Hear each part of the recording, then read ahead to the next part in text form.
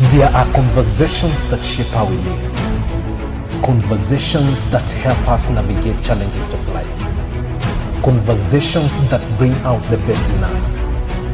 This is where we gather to help each other find the way and unleash our potential.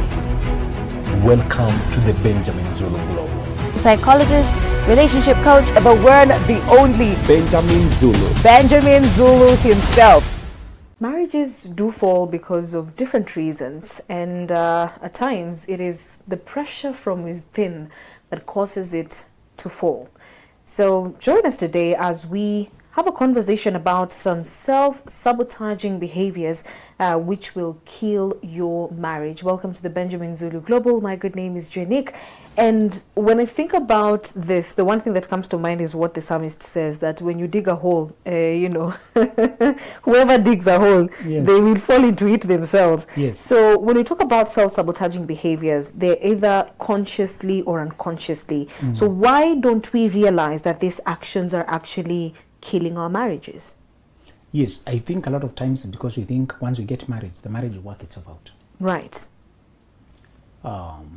If I'm not cheating, I love my partner. Pretty much. That's it. Yeah. We settle down. We let up effort. After all, we have the official title. Right. We have the marriage certificate. So we over-depend on the status of being married to sustain the marriage. And the counseling we receive on the wedding day and on those meetings, it's all about the woman being asked to submit to the man. Right. Even the scriptures, even the sermon that is taught on that day. It's usually twisted because the speakers are mostly men. They really twist to take care of the interest of the man. When you get maybe the cake matron explaining some of these things, yes, even if you're given some counseling, even you as a man, how to lead out, to understand the woman, how to be there, it happens. Yeah. But a lot of times, let me tell you, nobody tells you that everything we've been doing was on your mark, set. Now this is Go. We think we have, the chase is over, I found the one I want. No. The chase has not started. In fact, the first thing I'll tell you that self-sabotages your marriage, you'll be surprised because it's not a sin of commission. It's a sin of omission. Your marriage will die for something you don't do. It's when you don't make up your mind to do all that it takes to preserve your marriage. Particularly concerning all your social attachments prior to this marriage. Right. Previously, your mother might have been confident. No problem with having a mother who's confident. But you don't know when to leave your father and mother and now cleave to your partner. You even start reporting the misdeeds of your partner to your mother. You have this dad who is so doting, you've grown together with such a long history. He knows, dad and daughter can have this bond. Wonderful. Yeah. Now she's married. Letting another man be the bigger influence takes a lot of maturity and adjustment. It's upon me as the dad to even educate the girl how to be what the mother has been to me. My closest friend.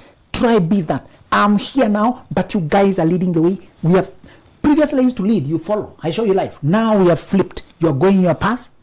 I'm behind here for throw any question of advice. But I'm by. It's your journey. It's your journey. Yeah. Let me remind you something, Janique, that your child is the one thing that will outlive you. Okay, it's good you enjoy your car, you have houses, your job, but your child. By the nature of things, that's a person who will outlive you. Yeah. And to outlive you means they'll create another life out there that you might never be a part of. Can you reconcile? Let's reconcile with that and let's stop being the toxic in-laws. We can't release the children we love so much. We think they can't handle life. We want to advise them on everything. Yeah. the anxiety of letting them go. Sometimes it's when you don't make up your mind. to preserve this union with all you got. This does not mean compromising mistreatment from the other person. This means all the interferences from my side, I'll clear them ruthlessly. And many of them are previous positive relationships. Some of the people you're going to leave behind are not toxic. It's just that that place of influence has been given to another person now. Right. They're being retired. Retired is not fired, it's just your service is over. Yeah. That mentor, that big vicar, priest, the one who used to consult on everything. Now, you and your partner are a team. You do consult, but not as compulsively. And you are not an errand girl anymore. You know, some of us had become very useful errand people for some mentors. And son, mom, daughter, oh, my daughter. Now you're not that girl. This is why even people who wished you to get married, after you get married, they react funny. Yeah. You're like, what happened? Where's the excitement? The reality dawns. You're no longer available. Yeah. And they see you moving without informing them like you used to. Even it takes a lot of maturity for people to be happy for you, because after you get married, you're supposed to disappear to a certain extent, to create distance between you and the world. Right. Necessarily to build. You're supposed to not update us too much. Previously, we knew when you're trying to buy a car and you're trying to get a house, when you moved, you can get this car. We knew. That circle. Now you're just showing up with things. It's uncomfortable. Yeah. It's uncomfortable when you retreat to build with your partner. The former social groups will feel it. You're not discarding people on purpose. You still have social networks. But your friendships change energy. It changes to people who now appreciate this part of your journey. Yeah. And they come in to your space to talk, to exchange, knowing you are loyal to your partner and you have a family you love. Those who acknowledge that are the only ones to survive. Many times they'll be married people themselves, or they'll be in the journey of getting married. And I've seen men and women. The problem with us men is we build near our mom home and we pass by our mom before we come home. So mom gets our fresh energy, how the day was. Mom gets our updates. We spend an hour there. Then we come home when we are tired. It's unfair to share your day first with someone else before you share with your partner. It's unfair. It's unfair that what is boiling in your head, because I hope you know big decisions build up. They don't happen in a day. Just deciding to take a child to this particular school takes consideration, research, takes consultation, cross-checking here. Just deciding to build this kind of house takes a lot of... So who should you be joining in that researching, tinkering, checking, confirming? Who should be the major influence? Your partner. Another warning I gave you the other day, and if you don't watch it, you'll never grow rich. Ability to contain money without announcing it. It's a very hard work. That is hard work. When 2 million is in your account, you can't sit still. Mom, don't tell anybody. The money is come.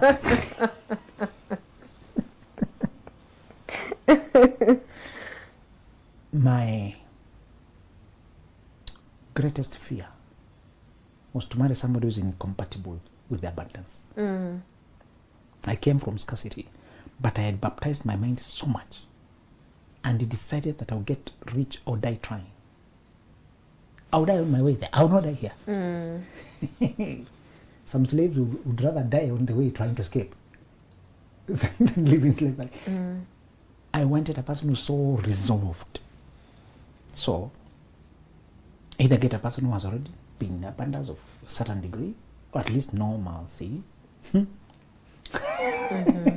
or somebody who has gotten like me mental baptism. You can see how they move. You know, a person is you can see. Yeah, yeah. And that's what I loved.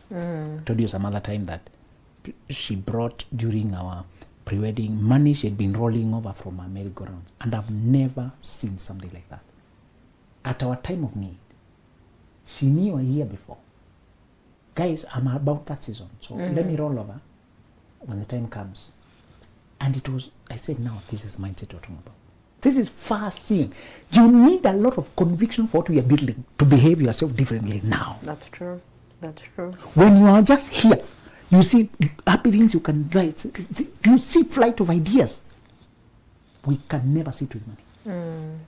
You will set me up with people. Let me tell you, he has money now. Don't tell me, he has money.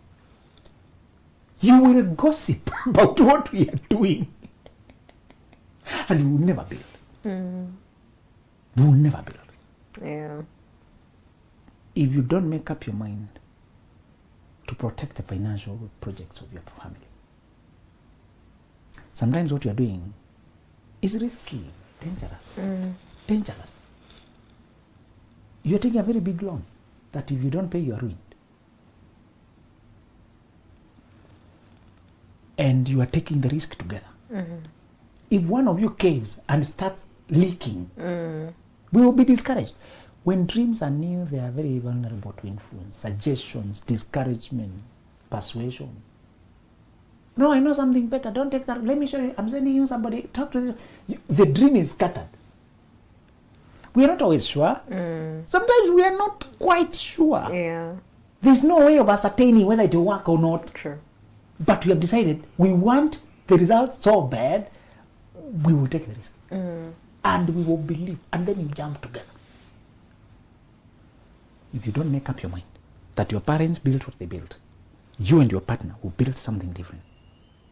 And you begin to move with conspiracy, so to speak, against the world. We must protect. This is us. This is ours. This is us. If you don't do that and make up your mind diligently, I've seen people, they get pregnant and they do a baby bump, they show to the world. And I tell them, you see, you can be expectant, but you don't make it the subject of discussion. You may not hide the fact that you're pregnant at some point, but do you have to bring the discussion there? Some things don't need to be secret, but they need to be private. It's no secret that I'm expecting something, but it's a private affair. I'm not open to discuss it. Which gender is it? Has experience? Let me see the baby bar. Let me do the photo shoot. It can be clear that you and your husband are married, and we can see the house you're building. Sometimes people have an idea,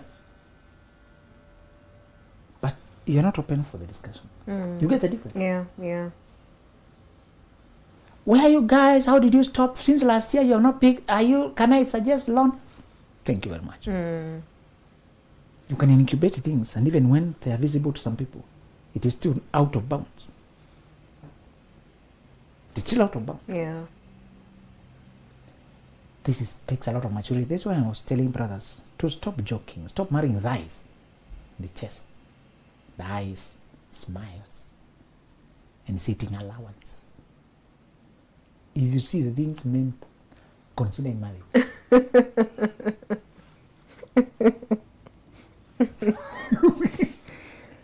Do you see, bro, just listen to this and get how hard it is to get.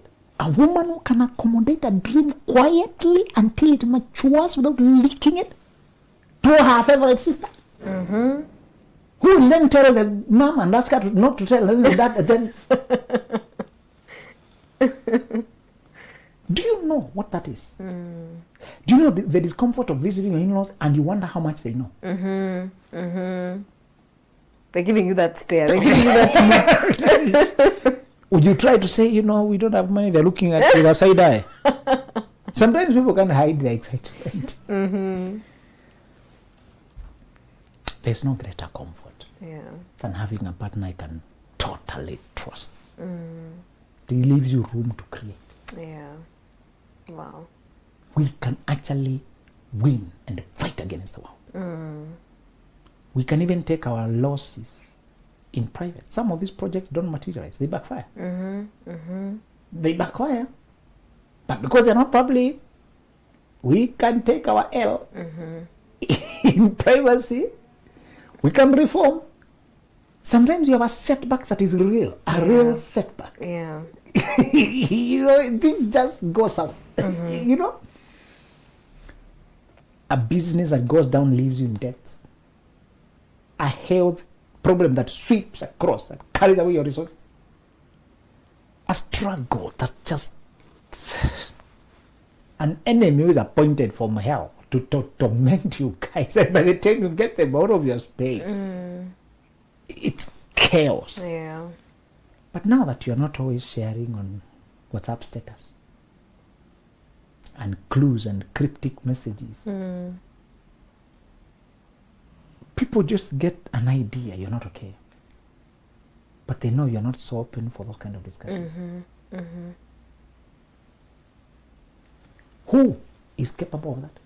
Only a person who made up their mind. Yeah. I love my relatives, I love my friends, but when it comes to the inner workings of my marriage, it's me and this woman or nothing. It's such a wonderful, I remembered a pattern of marriages that has been happening between Africans and guys from the West. An older guy from the West will come here and marry a younger girl. 20 years younger, 25 years younger. Usually the idiots under 25 don't have a brain, just a jellyfish. So she married a 49-year-old when she's only 23. And they fly off to Germany. She's excited, Mzungu. So 5 years later, she wakes up. What was this? It's so annoying. Usually sometimes I can't contain myself in it. Because it's just greed and naivety and stupidity. Money. You thought of money, you thought of the good life. You thought of peer pressure. Your parents saw the Mzungu who brought goodies. They just talked online, imagine. Then the guy comes and marries you. So this kind of people usually, they come later asking for sometimes couple counseling. But they are not an item. The ability to contain yourself and fight things without being overwhelmed by excitement. And these couples who come when they're not an item and they're trying to ask, how can we work together? Yet, mentally, they're not in the same generation. Energy-wise, they're not in the same season in life. Perspectives of life, what this girl wants is not what this guy wanted more of a nurse. They usually want somebody who can't see their bullshit, honestly. Nobody travels another continent to go marry a woman. How special is she? You know, if you use your common sense, some things are ridiculous. Why would you board a plane to cross continents to go marry a girl? There's a blindness you are counting on for her never to challenge you there. While women of your age group can see it and they require accountability. Yeah. So it's usually a master-servant dynamic. So these people come when they can't think together. This girl, many of the problems they bring you are usually impossible. This guy will be complaining, she can't keep secret of our union. She keeps complaining. She's so sometimes toxic. She can't. I'm saying, oh, hey, you bottled a girl before she knew who she was. Now, her eyes are opening. She's realizing this was a con game anyway. She's too invested, perhaps. But what do you expect? These men usually get a very toxic woman in return. She may be stuck with you, but you will pay for it. The other alternative is to be very aggressive and oppressive, to keep her completely subdued. But how far can you subdue humanity in the day of information? They will get a name for what is happening. They will know they were not psychologically awakened. They will know that's why you went across the seas. It was not love. Don't be so stupid and naive. What is love? Could have loved a million other people in your country. Could have loved even in that same country people of your same season in life. You are conning me of the seasons of growth because now you are already established somewhere. I have to help you build that when I am not part of the building. And I can't interfere with your circles. I can't even have a say in your in-laws. I can't even have a say in this. I'm just master servant. It's a con game. Men, if you're marrying for sincere companionship, you'll want a woman who has traveled full cycle. women who are worthy marrying were preparing for marriage even when they were 18. They were dreaming of the marriage at 16, 17. They were working towards, they were preserving something for that marriage. These women who are sleeping things they're calling boyfriend are not preparing for marriage. They just don't have discipline, self-control. They're not worthy investing in. Except between that madness and the time you're marrying her, there's a journey of self-realization, because some of them are careless because of transferring love. They did not get, projecting neediness and low self-esteem and confusion and just maybe peer pressure or loneliness. It could be something naivety. But between then and the time you're trying to install her, the wife, you must see a journey of self-realization. And we say the shortest that journey can be is 2 years, which is very short when a person has been messing around. I usually recommend 5 years of self-realization. You need a woman or even a man who has gone to camps, encouraged people, gone to groups, moved around, whatever young people do, make sure they have done those things. Yeah. The context changes, but it will all be around exploring life, handling concepts, handling low money, networking, valuing the future, investing in knowledge, investing self-control, delayed gratification, investing in leadership, learning management, acquiring skills. That body is a compulsory body of knowledge. If you skip it, one friend told me he was unfortunate to watch a disastrous story in the making. When he was young and he was in primary school, 2 children from wealthy families in the village started dating. They would walk around. One of them was working in a petrol station owned by the family, and after he closed his business, he would change shift. He would give push with the family car to the girl, and escort her home. And the rich kids are dating. They were in secondary school. And finished secondary. Him, a poor family. It was just sometimes being a hired hand in those families. And he told me he didn't know much, but he just felt like I wouldn't do this whenever I had the chance to. I have another journey to go first. But these people look like their future is secure. And he told me that is one relationship that is still existing to this day, close to 30 years later. But what has changed is that it turned out the guy was an absolute narcissist, womanizer, serial cheater. He has tortured that girl. They got children. He has children all over, many other women. But how could a teenager tell when she was just entangling herself with a man because they come from that class? And he told me the case is closed for the girl unless a rescuer comes from a place, because he has sunk her in enough debts for her to spend the rest of her life paying. He has damaged her reputation. She can't show her face anywhere because he's a con man. He's conning people, all their relatives. Wow. She doesn't have the guts to walk out. She can't survive. She should, but she doesn't have the energy. And he said, I used to think I'm not lucky because I can't get girls at that age. Now I know it was the wrong thing at the wrong time, because you don't have eyes to see. Yeah. People don't get the importance that for family to work, even the guy must have journeyed to become a husband. Husband requires character, leadership, management, presence, vision, self-control, being a husband, being a father. It's very different from what people make you think. It's not just biologically getting a child. Yeah. No. Some people are too selfish and it will only show with time. If you do not evolve yourself and resolve to build that marriage with your partner, it will stagnate. Opportunities will come and dissipate. You will leak information that sets you back. At the end of the day,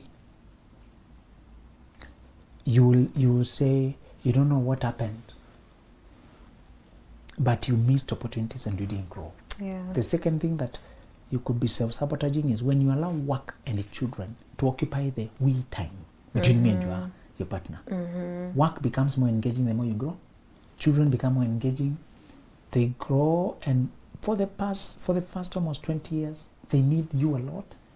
The first 10 years are intense dependency. They can't move around by themselves. When they become teenagers, they can now board a bus and go to school. And they can do a few things. Yeah. But that 15 years or whatever period before they can even begin to have a few days out of the house, what if Every time you're with them, you're at work with them, you're just paying logistics. What will happen? You drift apart. You could be having the dutiful sex, you could be getting intimate out of duty, but you have lost the connection. And you don't realize it. One antidote we have discovered out of research, social psychologists, is couples who remain deeply connected throughout all seasons are those who have regular meetups to just review their life and connect again. Yeah. Many make it a dinner, make it twice monthly, after every other week, whatever it is, but it's a regular compulsory thing. They don't negotiate. Also, it was observed those couples treat special days like they are special. They treat their anniversary like an important day. Yeah. They treat their birthdays like they are important. It's not enough to just send me a happy birthday, what's up? Not all seasons are the mother parties. That's not what you're saying. In fact, the more couples evolve, the more they mix between parties and just retreating to evaluate their life, depending on where they are. Right, right. It's not always a splashy. Sometimes it's internal, but very meaningful. Yeah, yeah. The couples who last long have a rhythm of making sure nothing is falling out of hand. Couples who drift apart have no rhythm. Yeah. They catch up sporadically when chance shows up. And because life gets busy, the chances become fewer and fewer. Yeah. And by the time we meet, I'm not even mentally ready to dig up everything. I can just dodge. But when I know this is our time to lay things bare, and we always do that, that is something we can crack. And because you don't discuss it, it's not debatable. Even when you're not in talking terms, you come there and you sit there without your talking terms. In your silence. Calm with your silence here. Do you know it is those non-negotiables that has kept couples going? True, true. What we do for our union is not up for debate. I can't go with the girls, I don't know where. No, sorry, I'm not available. There are days that are sacred for us. Yeah, yeah. There are days that are sacred for our children. It doesn't matter what you want.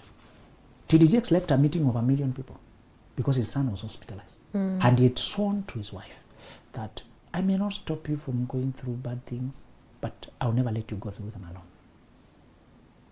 Whatever we go through, we'll go through it together. And when we talk about self-sabotage, I love what you're insisting on because, building yourself is very important. You find that this is like it's a foundation.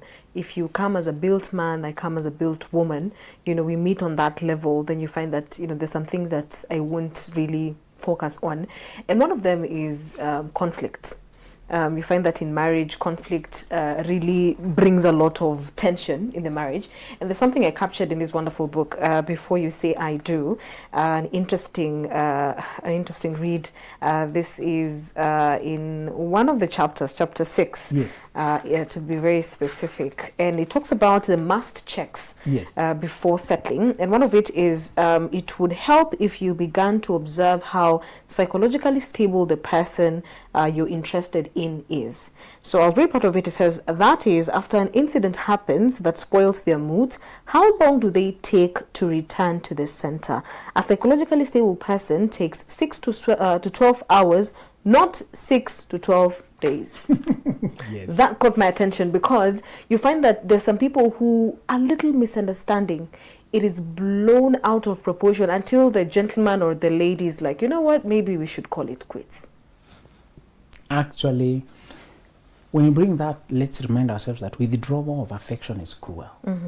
When you stop noticing me, opening to me, interacting with me because something happened, and it's not something that is extreme betrayal. It was an oversight. Yeah. It was a delay, a friction that is bound to happen due to the nature of my weaknesses, maybe. Due to the nature of I did not factor that. We were supposed to go, I was packing for you, then I left an item unintentionally. Yeah. And it inconvenienced you. Now, the whole trip you're angry. Imagine you are going for 1 week. And you asked me specifically to carry that powder for you. You have placed it on that table. And I should pack that powder for you. And you wanted to.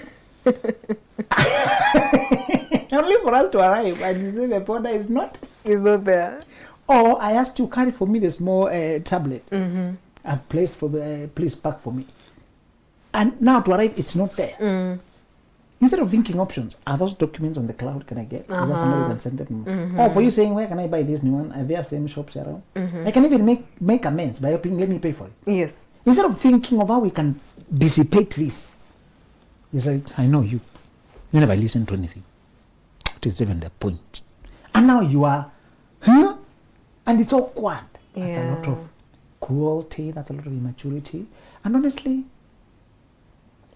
a person is justified to say, I don't want to live like this. Let me know whether you're willing to be working through things sooner or you can't do any better. If you don't understand that perspective, there's no point. That's why I told you, during dating that season when you are close and you're exclusive, keep it sexually pure so that when you see this, because sometimes they're not visible before, you can save yourself. People can punish you mentally until it's not worth it. You walk on eggshells. Yeah. A small thing that, yes, it's inconveniencing, but it's not intentional, you know. You can say it's neglectful, negligent. We should arrive at the meeting at 9, but the woman took longer to prepare. We arrived 9:15. You are embarrassed to apologize. Now you are angry the whole week. And maybe it's not the end of the world. Why don't you think outside the box? I say, let me get a second car so that people can be late alone. Reminds me of a couple who used to do that when they are going to church. The husband would leave with the first car and then the wife would come and sit at the back because you came late. So sometimes let me tell you, instead of this friction and you're not changing, neither do I want, can we find another way to make it work? That doesn't cause a rift? Yeah. I understand where you're coming from, understand where I'm coming from. I think that is one of the things that we are discussing here, that get a person who is willing to let go and restore connection rather than wallowing in self-pity. Yes. Very well said. And I think for me, as I mentioned earlier, my take home is that you need to build yourself. You need to work on your inner self. Ensure that you've really capitalized on that so that you're able to identify these small things and find a way to work around them. For this and more amazing nuggets of wisdom, please grab yourself a copy of this book before you say I do via www.benjaminzuluglobal.com. Till next time, goodbye. There are conversations that shape how we live. Conversations that help us navigate challenges of life. Conversations that bring out the best in us. This is where we gather to help each other find the way and unleash our potential. Welcome